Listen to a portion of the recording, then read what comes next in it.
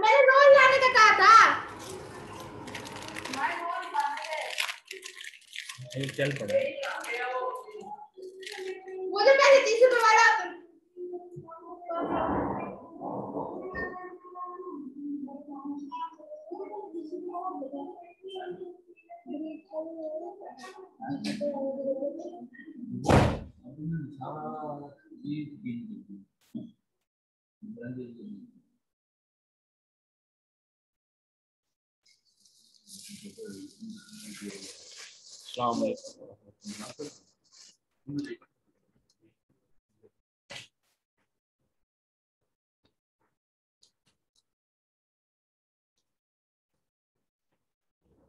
अच्छा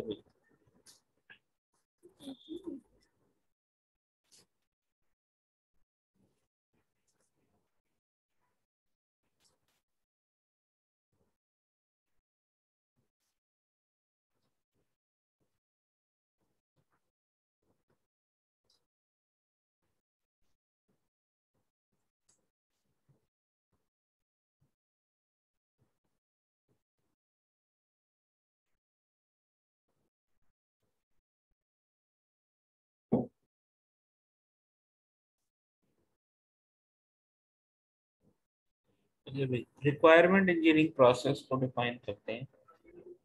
what is requirement engineering process? The structured set of activities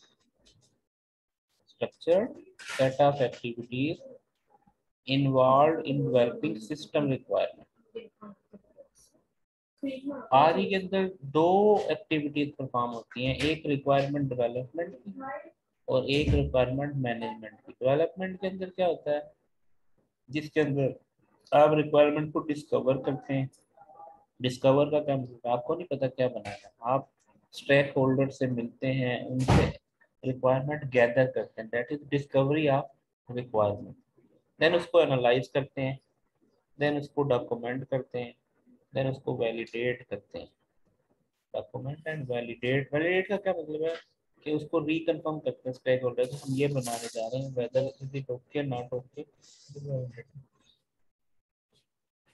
अब requirement बन गई, उसके बाद मैनेजमेंट क्या है, रिक्वायरमेंट को मेंटेनेंस आ गई। मेंटेनेंस में क्या है, यूजर ने कहा ये चीज चेंज कर, सिस्टम बनने के बाद उसके अंदर क्या हुई, चेंज आ गई। उस चेंज को, उस चेंज की वजह से रिक्वायरमेंट भी चेंज हुई, कुछ नई रिक्वायरमेंट ऐड हुई, कुछ डिलीट हुई, कुछ चेंज हुई, तो उनको रिफ्लेक्ट करना, वो क्या आ गई रिक्वायरमेंट मैनेजमेंट के अंदर। उसके लिए फिर आपको वो रिक्वायरमेंट की वो आइडेंटिफिकेशन के कहाँ कहाँ चेंज रिफ्लेक्ट करनी चाहिए, फिर उसको ट्रेस करना कि नई रिक्वायरमेंट की वजह से कहाँ कहाँ पे अफेक्ट होगा, कुछ ट्रेसेबिलिटी आ गई और चेंज मैनेजमेंट आ गई। ये सारी चीजें किस में आ जाएगी, रिक्वायरमेंट मैनेजमेंट में। तो मेन दो एक्टिविटीज होंगी रिक्वायरमेंट इंजीनियरिंग की, एक तो रिक्वायरमेंट डेवलपमेंट और दूसरी रिक्वायरमेंट मैनेजमेंट। उसके अलावा जेनेरिक एक्टिविटीज क्या होती हैं, रिक्वायरमेंट एलिसिटेशन है, एनालिसिस है, वैलिडेशन है और मैनेजमेंट। ये क्या है, जो मेन एक्टिविटीज हैं जो रिक्वायरमेंट इंजीनियरिंग का हिस्सा है। अब यहाँ पर अगर देखा जाए तो रिक्वायरमेंट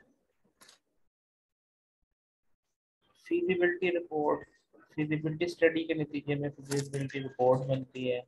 रिक्वायरमेंट एलिसिटेशन और एनालिसिस के नतीजे में, यानी यहाँ पे आप अगर देखें तो डिफरेंट एक्टिविटीज और उनका रिलेशनशिप, रिक्वायरमेंट एलिसिटेशन एनालिसिस से आप क्या बनाते हैं, रिक्वायरमेंट स्पेसिफिकेशन बनाते हैं, फिर रिक्वायरमेंट्स को वैलिडेट किया जाता है, ठीक है।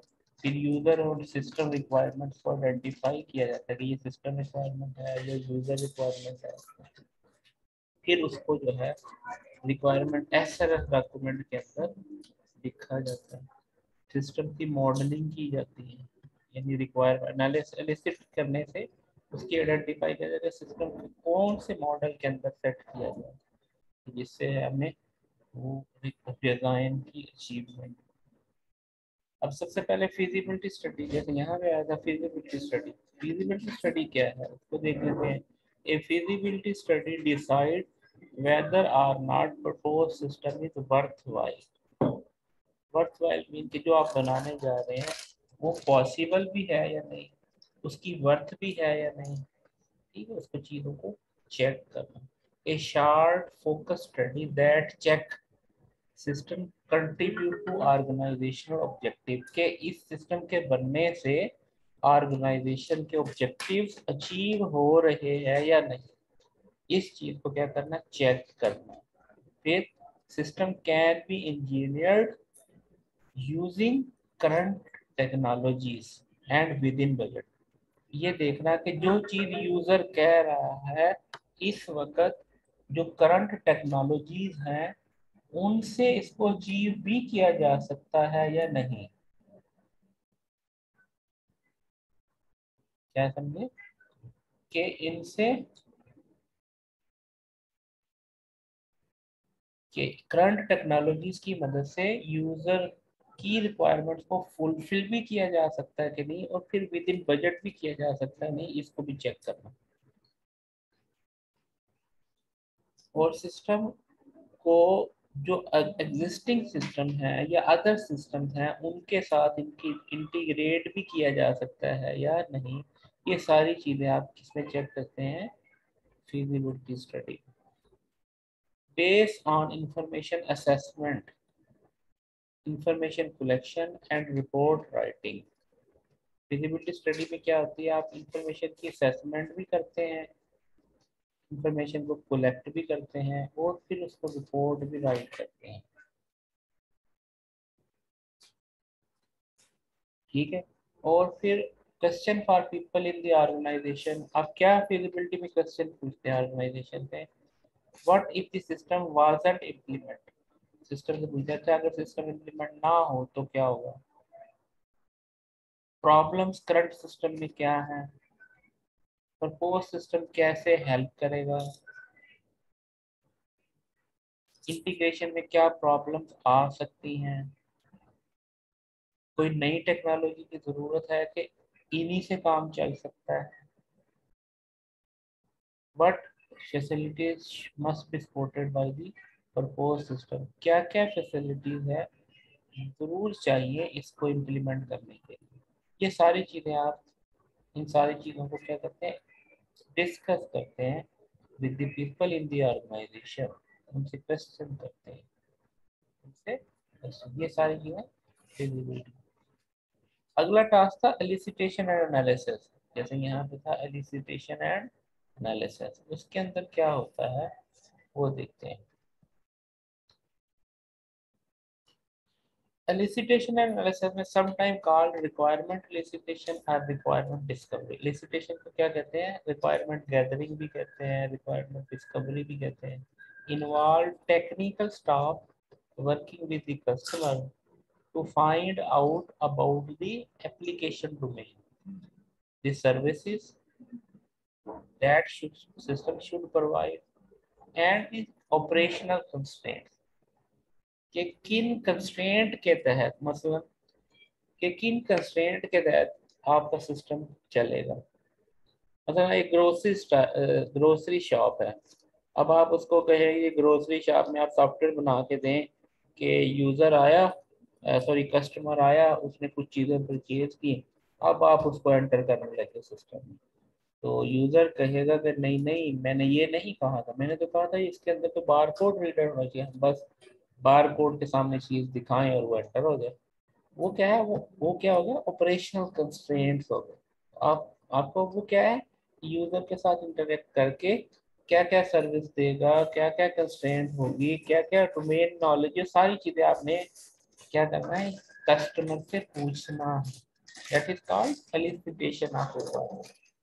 और इसके अंदर और क्या इन्वॉल्व होता है, एंड यूजर्स इन्वॉल्व होते हैं जिन्होंने उस सॉफ्टवेयर को इस्तेमाल करना है, मैनेजर्स जिन्होंने उन सिस्टम को यूज करना है, और engineers involve in maintenance, domain expert. अब मेंटेनेंस यानी वो लोग जिन्होंने इसको मेंटेन करना है, वो भी इन्वॉल्व है। फिर डोमेन एक्सपर्ट्स भी, जिन्होंने बताना है कि ये सिस्टम किन रूल्स के तहत चलता है। अच्छा, ग्रोसरी शॉप की क्या रूल्स हैं, क्या लॉज हैं जिनको फॉलो करते हैं। फिर ट्रेड यूनियंस हैं। ये सारी चीजें क्या है, इनको सबको क्या कहेंगे, स्टेक होल्डर्स। इन सारों को क्या कहेंगे, इन जनरल क्या कहेंगे, वो बनाने वाले भी होंगे, चलाने वाले भी होंगे, ठीक है, जिनके लिए बनाया ओनर भी होंगे, वो सारे क्या आ जाएंगे, ट्रेड हो स्टेक होल्डर्स।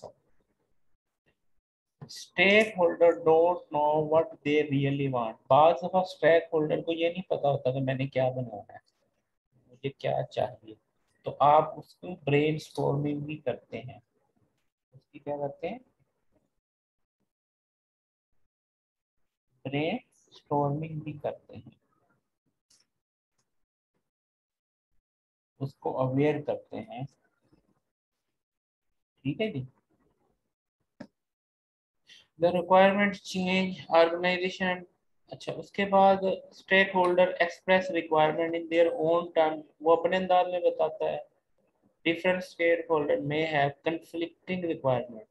अब इसमें क्या है, कंफ्लिक्टिंग, बाद दफा आप जो है रिक्वायरमेंट लिस्ट करने जाते हैं, वो जो एंड यूजर है वो कहता है कि इसमें ये भी हो, इसमें ये भी हो, इसमें ये भी हो। और फिर आप ओनर से मिलते हैं, वो कहता है जी बस जी इतने पैसों में बनना चाहिए। कंफ्लिक्ट आ गई ना, कि जो यूज करने वाला है वो तो बहुत सारी चीजें डिमांड कर रहा है, और जो बनवाने वाला है वो उसके बजट उसको अलाउ नहीं कर रहा। तो यहाँ पे क्या है, कंफ्लिक्टिंग रिक्वायरमेंट आ जाती है। जो ओनर है वो कहता है जी बस पूरे पूरे काम करे, और जो एंड यूजर है वो कहता है जी इसमें ये काम भी हो, ये काम भी हो, ठीक है। तो इस तरीके से जो है कंफ्लिक्टिंग रिक्वायरमेंट्स, उनको भी देखना होता है। ऑर्गेनाइजेशन और political factor main face this system requirement.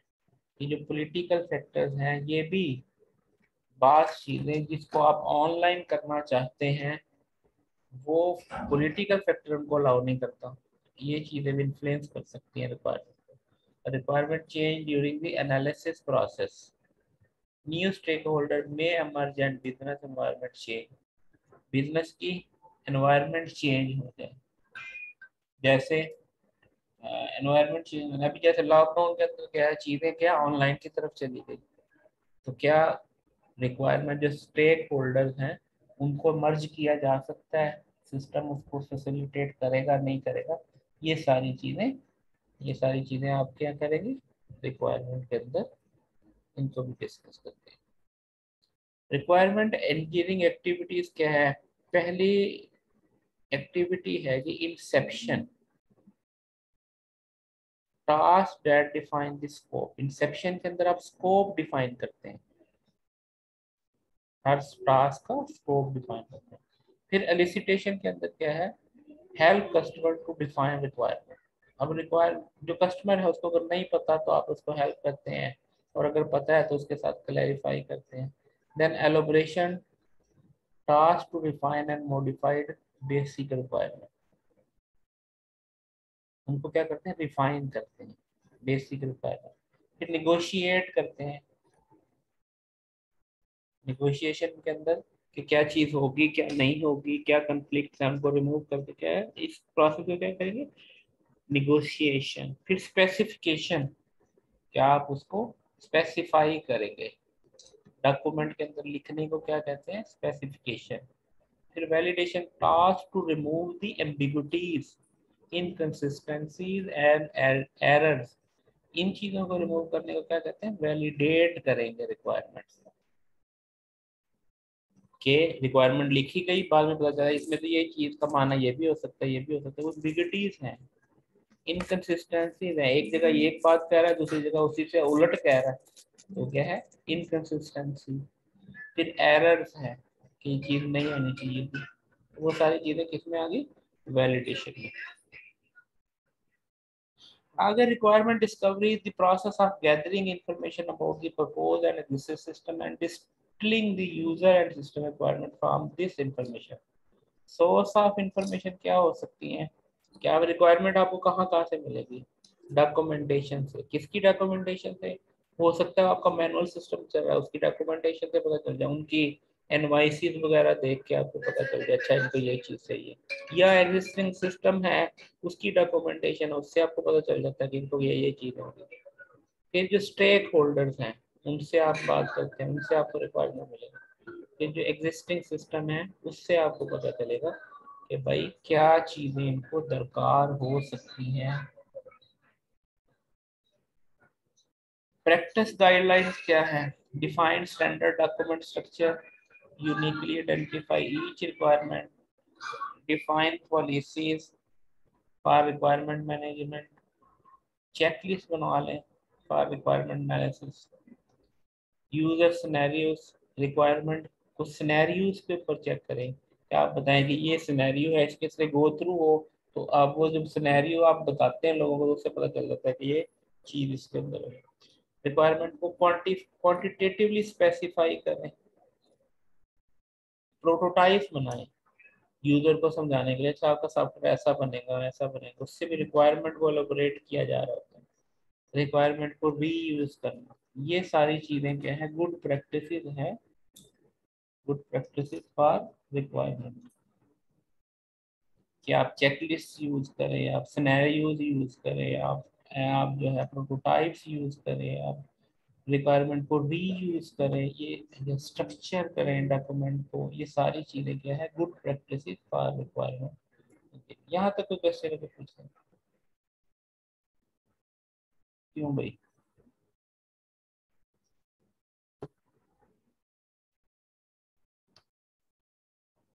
जी नहीं क्वेश्चन, चलो।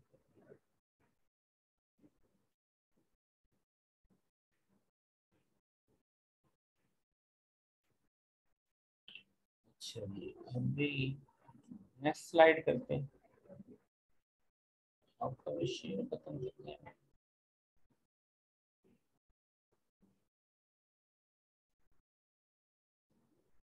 अच्छा 6.2 के बाद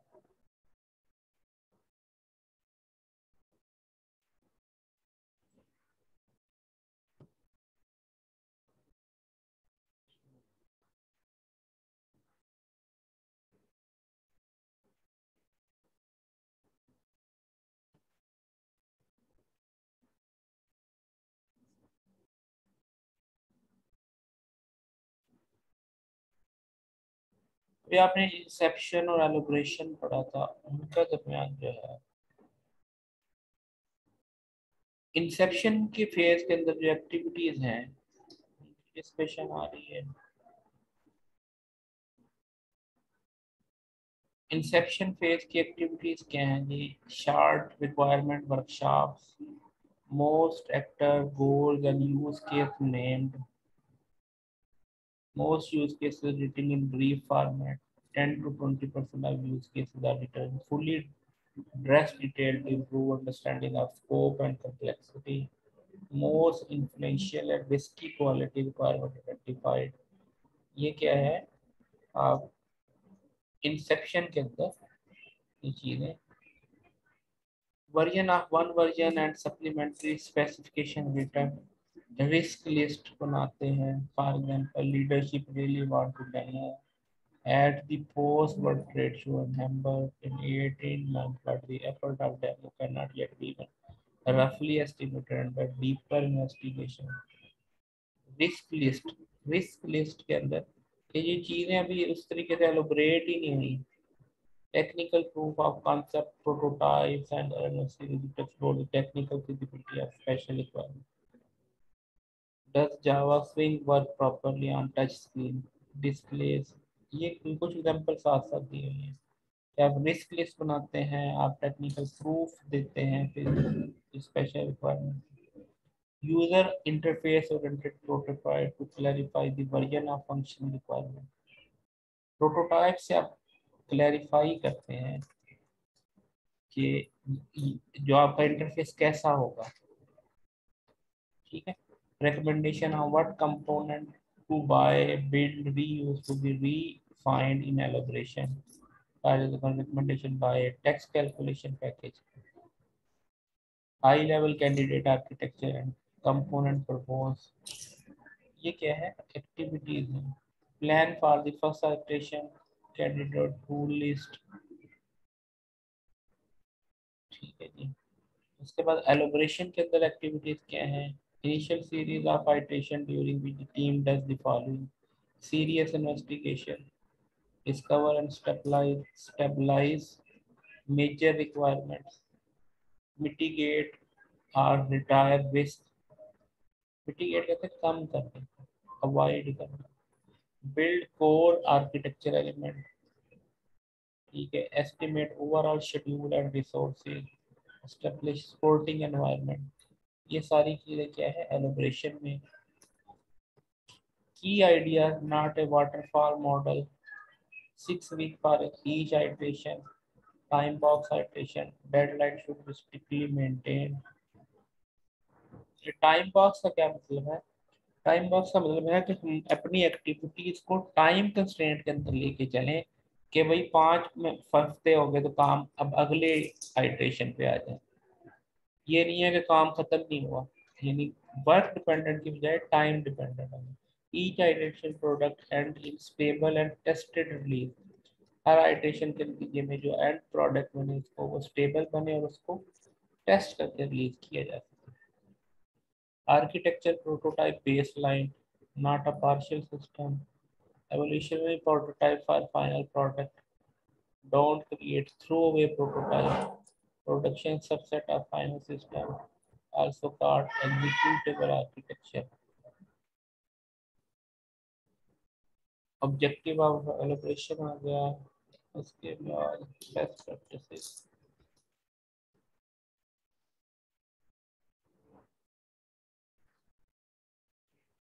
इस टॉपिक की आपको कुछ समझ आ रही है कि नहीं? क्यों भाई? जी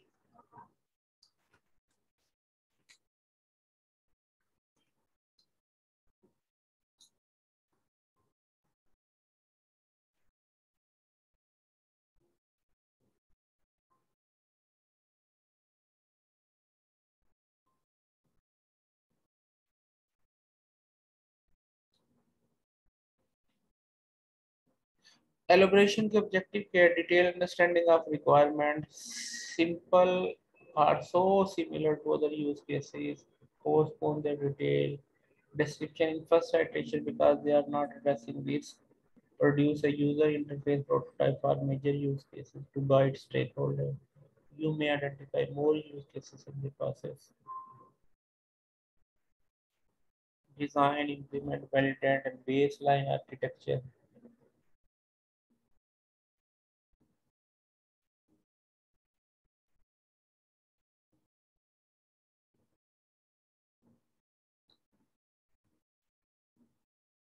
ये थोड़ी टेक्निकल चीजें हैं कि हम जो इंसेप्शन और एलोब्रेशन फेज के दरमियान कंपैरिजन है, कौन सी फेज में क्या क्या चीजें अचीव करते हैं, क्या क्या बेनिफिट्स लेते हैं, वो कंपैरिजन है।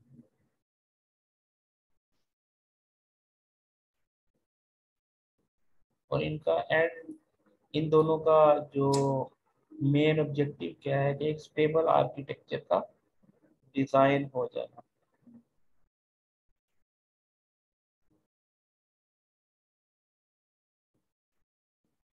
फिर एलोब्रेशन अंडरस्टैंड आप नहीं कर सकते हैं अगर वो टाइम बेस्ड ना हो, सिंगल आइटरेशन ना हो, रिस्क मिटिगेशन ना हो, एग्जीक्यूटेबल आर्किटेक्चर ना हो, रिक्वायरमेंट फेजेस ना हो, और फुल केयरफुल डिजाइन ना हो, मिनिमल फीडबैक एंड अडैप्शन हो, नो अर्ली रियलिस्टिक टेस्टिंग हो, फ्रोजन आर्किटेक्चर हो, प्रूफ ऑफ कॉन्सेप्ट प्रोग्रामिंग ना हो, मल्टीपल रिक्वायरमेंट वर्कशॉप ना हो, तो आप अंडरस्टैंड नहीं कर सकते एलोब्रेशन को।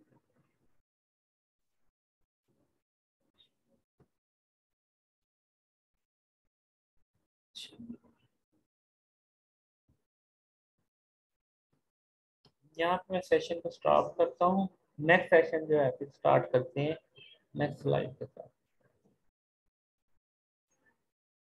यहाँ पे अगर इन इन सारी चीजों में कोई क्वेश्चन है तो पूछ ले, मैं स्लाइड दोबारा ओपन कर लेता हूँ। जी बोले।